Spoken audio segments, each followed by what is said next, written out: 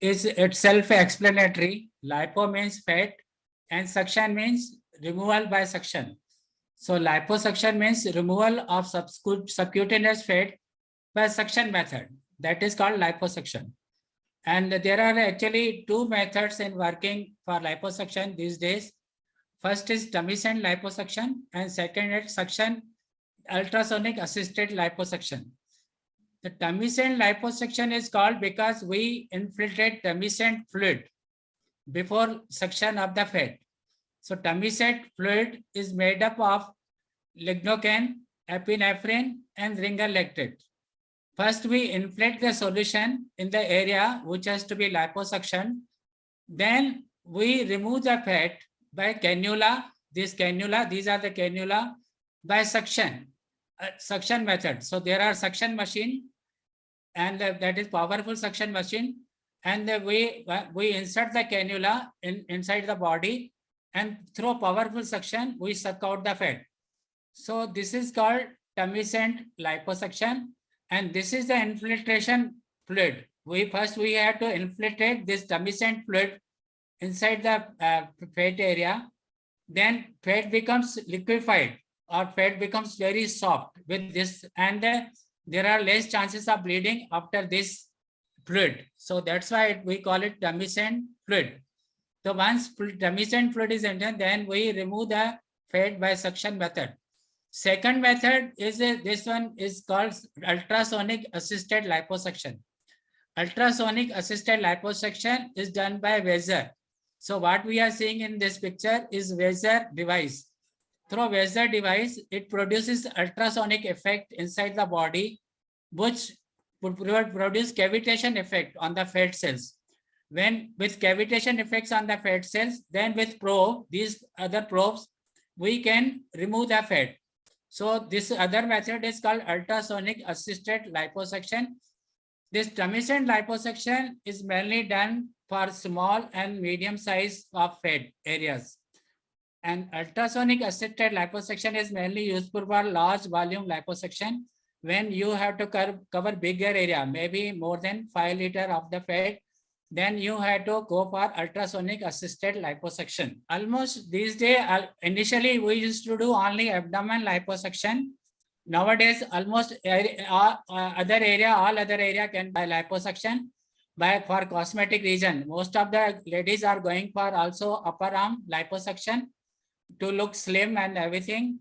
Then other area which can be covered is axillary fat belt. From there also we can remove liposuction. It gives beautification to this area. Then other area which are covered is in male. Gynecomastia is very common, and in gynecomastia most of the male have fat in the body, which is removed by liposuction method now and with excision of the gland. Other area which can also be covered are thighs. You know, when one wants to look slim on the thighs, and the fat on the medial side can give friction and discomfort to the patient. So we remove the fat from the medial side of thighs and lateral side of the thighs. And this gives slimmer look to the thighs. Or other areas also, like back of the patient, also we can do liposuction. And nowadays, fine liposuction is also used for double chin correction. If you want to correct double chin, and with cheek, if you want, the ladies want slimmer look for the cheek, so we go for cheek liposuction. So almost all area are covered by liposuction these days. See, liposuction is very common operation, and we are doing it since more than 40 years. But it gives a good results cosmetic wise, but it is surrounded by many complications, and every cosmetic surgeon should be aware and be careful about these complications. Most important complication is bleeding. Bleeding is the one thing where every surgeon is afraid of. It can turn a good cosmetic surgery into nightmare if there is a bleeding after the surgery. Second is most common complication is seroma, because there space is created between the skin and the muscle. Once you remove the fat, then there is a oozing from the capillaries, and this gives correct collection of the fluid. That is called seroma. This can be prevented by compression garments or compression bandages. And this is also very common. And once seroma develop, one can do aspiration of the seroma or can put closed drains to remove the seroma. Third most common infection can be complication can be infection. Infection, though with lipoma, it is liposuction is very rare, but there can be stitch infection or can be some most dangerous necrotizing fasciitis, which is very dangerous infection, and one has to get admitted. For infection, it has to be treated by antibiotic and careful monitoring. Fourth complication is skin necrosis. If somebody is doing liposuction in very superficial area, then there are chances of disruption of subdermal capillaries. When subdermal circulation is affected, there can be skin necrosis, and this can give very bad result. Second cause of skin necrosis can be tight pressure garments. So because with every liposuction, after that we have to give pressure garment to give good results. Then with pressure garments also can cause skin necrosis. And in laser technique, there can be thermal injuries because that acts by thermal activity, laser. So by this thermal injury can also cause skin necrosis. So all we can do is to prevent the skin necrosis. Then our fifth complication is fluid imbalance, because in liposuction we are creating third space.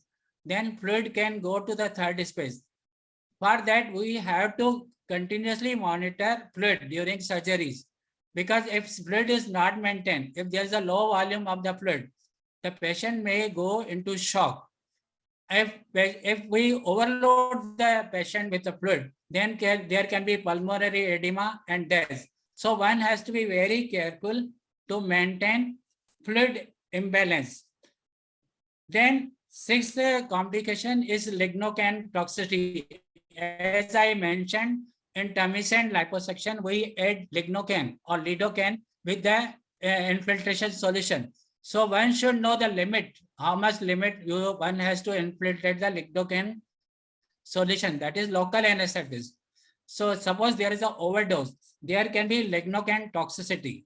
The lignocaine toxicity can give patient lightheadedness, restlessness, drowsiness, muscle twitching, tremors, and convulsion can occur. And later on, patient can go into CNS depression and coma. To prevent all this, one should be careful about lignocaine dose. So lignocaine dose should be minimized while giving tumescent liposuction. Then seventh complication can be deep vein thrombosis and pulmonary embolism. Deep vein thrombosis and pulmonary embolism mainly occurs when we have prolonged surgery.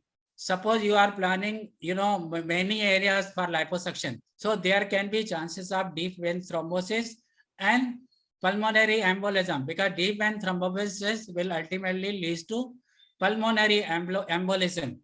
So one has to be careful because one has to know his limit. Every surgeon can limit the area by the liposuction. One should not go for many areas of the liposuction at a time. Other factor which can give rise to deep vein thrombosis, if patient is on contraceptive pills or is on any other treatment, then there can be chances of deep vein thrombosis. So to prevent this, one can put sequential compression garment, and the early mobilization of the patient is very important of any this liposuction.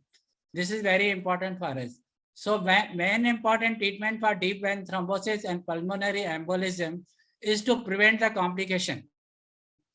And the pulmonary embolism we can come to know by ventilation perfusion ratio, and this can be treated by ventilator, hyperventilation, hemodynamic maintenance, and everything. Then there can be fat embolism and fat embolism syndrome. This is a rare complication, but it can occur with liposuction. then there can be major organ and vessel perforation. These cases have happened with when surgeon is new and he is not experienced, mainly when the patient has already having some hernia in the abdomen, ventral wall hernia or inguinal hernia or something, or umbilical hernia, along with the obesity. There can be chances of cannula going deep inside the abdominal cavity, and there can be chances of perforation. Once you suspect the perforation, or the patient who have already gone through some operation, they can also have chances of perforation. Once you suspect the perforation, you should open the abdomen, do the exploratory laparotomy, and do the needful. This is very important complication, and one should be very careful. Once the cannula enter deep inside, it can also perforate the major vessels like femoral vessels and axillary vessels. And every surgeon should be careful about all these complications, and which is important. Then dysesthesia. Dysesthesia is numbness. Numbness is very common after liposuction, and this can remain for 6 weeks because it is related to inflammatory neuritis in the sensory nerves. So you can't prevent it, but it usually subsides by itself. So these are the main complications with every liposuction which can occur, and every surgeon should be careful about these complications. Yeah, because bleeding has very dreaded complications, and every surgeon should know how to prevent bleeding and manage it.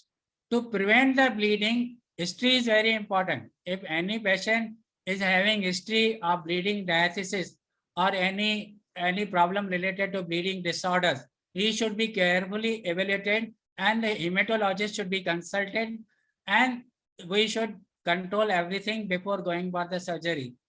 Any patient who is on taking antiplatelets or any anticoagulant, they should be stopped 15 days before the surgery to prevent the complications. Then if any patient who is already having hemoglobin is low, he is already suffering from anemia. So first we should correct the anemia before going for liposuction. And as I told you, pre-infiltration with diluted epinephrine, that is we are already giving with tumescent fluid, that also prevent the chances of bleeding.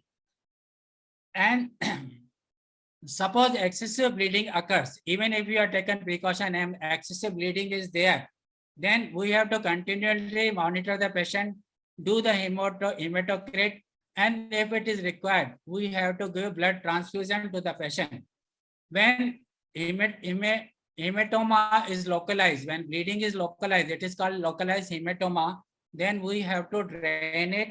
And in case we can't find the site of the bleeding, we have to do surgical exploration, visualize the bleeding site and control it. This is very important because if you don't control the bleeding, patient may die of hemorrhage and shock. Frankly speaking, fat embolism, minimal fat embolism occurs with any liposuction, because in liposuction, we are disrupting the fat and minute blood vessels. So little fat embolism is expected with every liposuction, but major fat embolism and fat embolism syndrome, it is very rare. It is very rare when the first thing is you cannot predict which person will develop fat embolism syndrome. So what is fat embolism syndrome? Fat embolism syndrome is patient is having respiratory distress, patient is having cerebral dysfunction, and patient is having petechial rash. When all three signs are present, then we can say patient has developed fat embolism syndrome, and this carries very high mortality rate. Fat embolism syndrome occurs after 48 hours after surgery, and the symptoms can be only mild shortness of breath, or it can be adult respiratory syndrome, coma, and death. So it is important to diagnose fat embolism syndrome, though it is very rare, but it can occur. And we can diagnose fat embolism syndrome by ventilation perforation scan. through ventilation perfusion scan, we can diagnose the fat embolism syndrome. And treatment for fat embolism syndrome consists of pulmonary support, hemodynamic monitoring, and we have to give high dose of corticosteroid, because high dose of corticosteroid can only inhibit inflammatory reaction to the fat in the vessels. This is very important. So best thing is you can't prevent it, because you never know which patient can have fat embolism syndrome, but you can limit the timing of the liposuction, you can limit the area of the liposuction. These all things can prevent fat embolism syndrome. See, most of the patients, they think this liposuction will give only beautification. No, it is not necessary, because even after liposuction, one may not be satisfied, because there can be cosmetic complications related to liposuction. And cosmetic complication which can occur in the patient with liposuction are bends, dents, waviness, and depressions. Because sometimes your surgeon is doing over jealous liposuction of the subcutaneous tissue, or some area he has left, because it is a mostly sometimes it is a blind procedure. So these complications can occur. So unevenness and overzealous subdermal fat removal can cause these complications, and mainly it occurs mainly with superficial fat removal, when mainly in arms and the medial side of thighs we have superficial fat. So once we do that area, you can have these complications. Once these complications develop, one has to wait for at least 6 months before going for any further treatment. Suppose you have left some area for liposuction, you can cover those area with liposuction. On some area which have overdone the with liposuction, you can do autologous fat graft. Other cosmetic complication which can occur is hyperpigmentation and skin irritation, because sometimes when there is a bleeding, there is a collection of the hemoglobin. Hemoglobin is converted into heme pigmentation. When heme pigmentation is in the subdermal area, this can give rise to unsightly pigmentation in this area. So this is the main cause of hyperpigmentation after liposuction. Also, other cause of pigmentation is because we have to use this compression garment. So some patient may develop inflammatory response to compression garment, and inflammatory response can give rise to pigmentation. So, so that's why one should limit this liposuction to deep and intermediate area. One should not go to superficial area, otherwise he tend to develop these complications, will develop these complications, and instead of beautification, patient will have ugliness.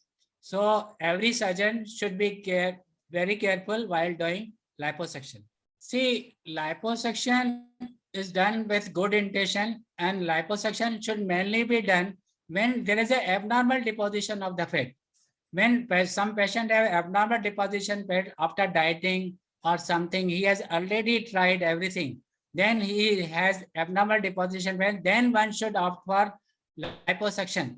Liposuction should not be advised for general obesity, because general obesity, the main treatment is activity and dieting. That is more important. Then once patient is not able to remove the fat from the certain area, then one should go for liposuction. And for liposuction, you should evaluate the patient properly, which patient is fat and which anesthesia is suitable for the patient. Suppose you have choice of anesthesia, so always local anesthesia is better than spinal anesthesia. Then spinal anesthesia is better than general anesthesia. So every surgeon should play safe. While because these procedures are done for cosmetic purpose, it is not done for any remedy or something like that. So one should not have complications with this type of procedure. So one should be play safe with this procedure. This is my advice to all new surgeons.